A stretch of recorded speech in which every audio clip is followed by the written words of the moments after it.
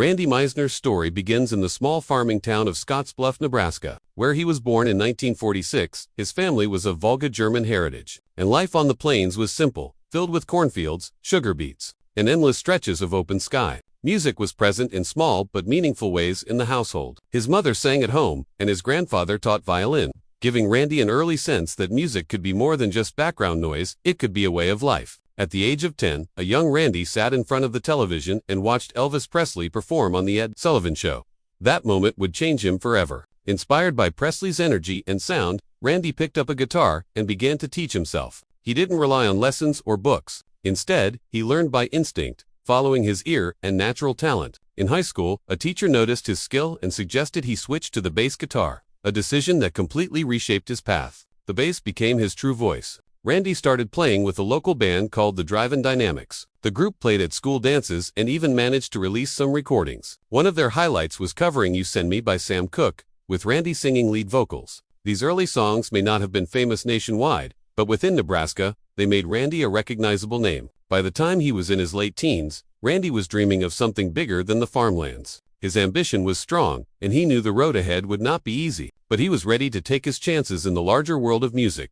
In the mid-1960s, Randy made a bold move to Los Angeles to chase his dream of becoming a professional musician. His early years there were filled with both exciting opportunities and crushing disappointments. He joined a band called The Poor, also known as Soul Survivors, who managed to release a few singles. They even landed spots in unexpected places, like the film Hell's Angels on Wheels in 1967. And once opened for Jimi Hendrix in New York, for a young musician from Nebraska. These were big moments, but fame still seemed far away. Randy's biggest break came when he co-founded the band Poco in 1968.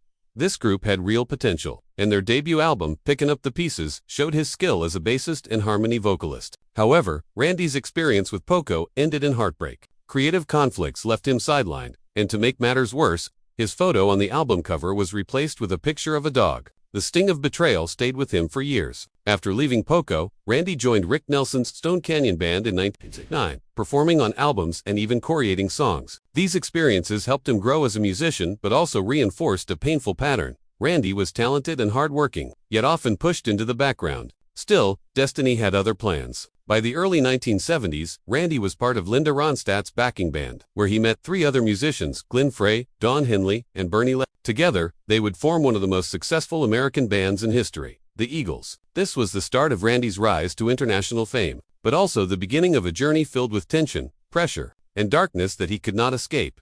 When the Eagles formed in 1971, their goal was to create a fresh sound by blending country and rock. With Glenn Frey and Don Henley leading on songwriting and Randy providing bass and harmonies, the group quickly rose to the top. Randy's high, clear voice became one of the band's trademarks, especially on the song Take It to the Limit, which he sang with incredible passion. The Eagles' albums dominated the charts, and they became one of the best-selling bands in America. But fame came at a cost. Touring was exhausting, and Randy was constantly pushed to perform the encore of Take It to the Limit, a song with demanding high notes. Night after night, he was expected to deliver it perfectly, even when sick or emotionally drained. Over time, Randy began to feel isolated within the group. Glenn Frey and Don Henley took more control, while Randy's role seemed smaller despite his major contributions. His quiet and reserved personality made it harder for him to fight for recognition. Tensions finally exploded during a concert in Knoxville, Tennessee, in 1977. Randy, struggling with illness and exhaustion, refused to sing Take It to the Limit.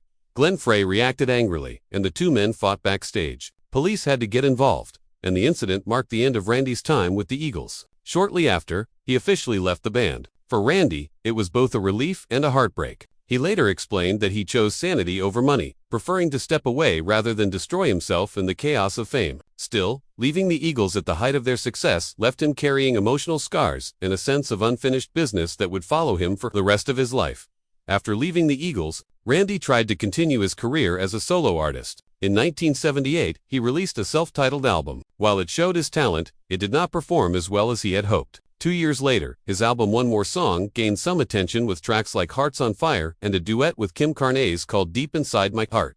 These songs brought him brief success, but it was not enough to make him a major solo star. His 1982 album, also titled Randy Meisner, failed to make a strong impact, peaking only at number 94 on the US charts. After that, his projects gradually faded from the spotlight. Randy struggled to adapt to the changing music industry of the 1980s, and his reserved nature made it difficult to compete in a world that demanded constant success. Alongside career setbacks, his personal life was also troubled. His first marriage ended after years of strain, and his attempts to rebuild his career never fully succeeded. While other Eagles members like Frey, Henley, and Walsh became icons of American rock, Randy slipped into the background. Critics and fans often commented that Randy had the voice and the talent but not the drive to push himself back into the spotlight. For Randy, music had always been about emotion and honesty, not competition. Unfortunately, this meant he was often overlooked. By the 1990s and 2000s, Randy was remembered more for his role in the Eagles' early success than for his later work. His life became quieter, though not without drama,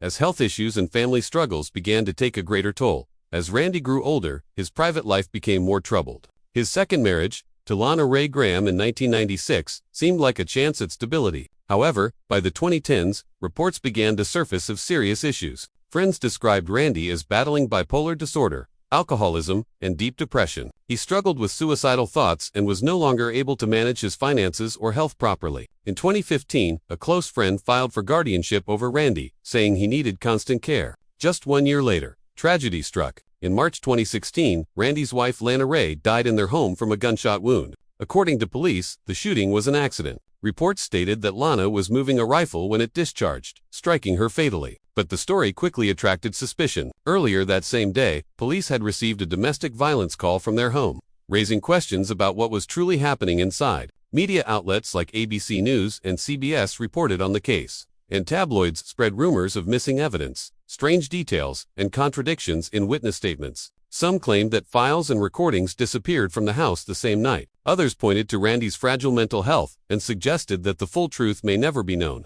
The incident left Randy devastated. He admitted he could hardly cope with the sudden and tragic loss of his wife. Friends said Lana often locked her door at night out of fear, adding another layer of mystery to her death. Whether it was truly an accident or something darker, the tragedy left Randy even more broken and pushed him further into isolation. From that point, his appearances in public grew rare, and his health began to fail more rapidly. After Lana's death, Randy withdrew almost completely from public life. His health was in sharp decline, with doctors confirming that he suffered from bipolar disorder, alcoholism, and chronic obstructive pulmonary disease, COPD. He had been hospitalized several times since 2004 for breathing problems, and by the late 2010s, he could no longer care for himself. The court officially placed him under guardianship, with appointed managers overseeing his finances and medical treatment. In 2013, he was invited to join the Eagles on their History of the Eagles tour, but he had to decline because of his poor health. His last major public appearance was at the Eagles Rock and Roll Hall of Fame induction in 1998. After that, fans only saw him in occasional videos, often looking frail and confused. These rare appearances fueled speculation about his state of mind and whether the so-called Meisner curse continued to haunt him. On July 26, 2023, Randy Meisner passed away in Los Angeles at the age of 77. The cause was complications from COPD. The Eagles' official website released a statement calling him an integral part of the band and honoring his unforgettable voice. Fellow band member Joe Walsh remembered him as a kind man with a unique gift. His death brought sadness to fans around the world, many of whom shared memories of how his music touched their lives.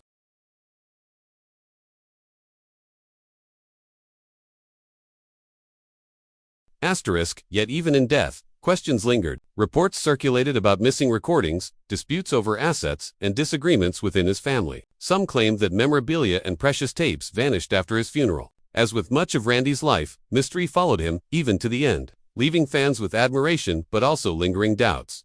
Randy Meisner's legacy is a complicated one. On one hand, he was a founding member of one of the greatest rock bands in history. His soaring vocals on Take It to the Limit remain unforgettable, and his bass playing helped shape the Eagles' sound in their early years. With over 200 million albums sold worldwide, the Eagles are among the most successful bands ever, and Randy's role in that success is undeniable. He was honored with induction into the Rock and Roll Hall of Fame in 1998 and into the Nebraska Music Hall of Fame in 2000. On the other hand, Randy's life was filled with struggles that kept him from enjoying the same recognition as his band. He battled health problems, family conflicts, and deep personal tragedies. Stories of the Meisner curse, missing diaries, and mysterious events gave his life an almost mythical quality, as though he was destined to be both celebrated and haunted. Fans and journalists still debate the unanswered questions. Was Lana's death truly an accident, What happened to the rumored Black Diary that allegedly contained secrets about the Eagles? Why did important recordings and personal files vanish after his passing? These mysteries may never be solved, but they keep Randy's name alive in discussions about the darker side of fame. Ultimately, Randy Meisner remains a figure of both brilliance and sadness. His voice captured the beauty of hope and longing,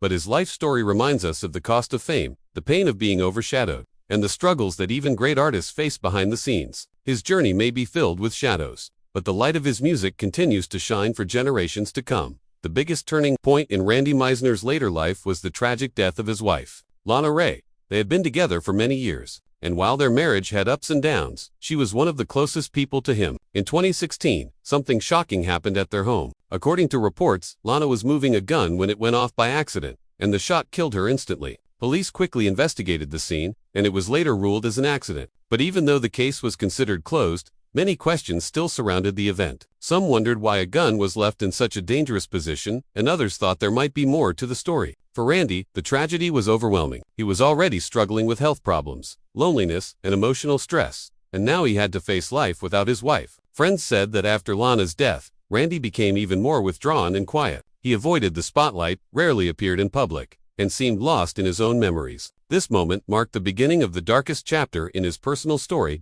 In the world of rock and roll, people often talk about curses. Some bands seem to carry bad luck wherever they go, and the Eagles are sometimes mentioned in that list. Randy Meisner's life gave strength to that belief. Fans noticed that after leaving the band, his life was full of struggles, heartbreaks, and accidents. Other members of the Eagles also went through tough times, like Glenn Frey's health problems and Don Henley's scandals. But Randy's troubles stood out because of how personal and painful they were. People began to wonder if the success of the Eagles came with a hidden cost. Was it possible that fame, money, and power could bring a shadow along with them? For Randy, it seemed that no matter how much he tried to stay away from the spotlight, trouble found him. His wife's death, his health problems, and his battles with loneliness made some people say he was cursed after walking away from one of the biggest bands in the world. Of course, there is no real proof of a curse, but the idea makes Randy's story sound like something more than just a musician's life. It feels almost like a mystery or a legend. By the time he was in his 70s, Randy Meisner's health was not strong. Years of performing, traveling, and the wild lifestyle of the 1970s had left their mark. He was reported to have breathing problems, heart issues, and a weak immune system. Fans who met him in his final years described him as fragile but still kind and soft-spoken.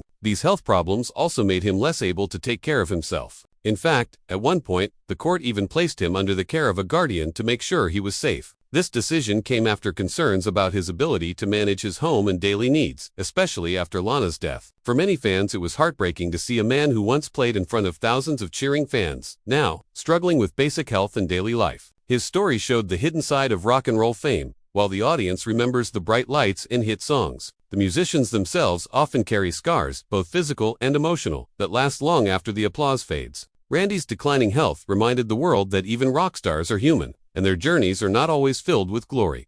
Randy Meisner spent his final years mostly away from the public eye. Unlike some of his old bandmates who continued to tour and appear in interviews, Randy chose a quieter life. He was rarely seen in public, and when he was, it was often at health facilities or during rare appearances related to music. Sadly, in July 2023, news broke that Randy Meisner had died at the age of 77. The official cause of death was complications from chronic lung disease, something he had been battling for a long time. Fans around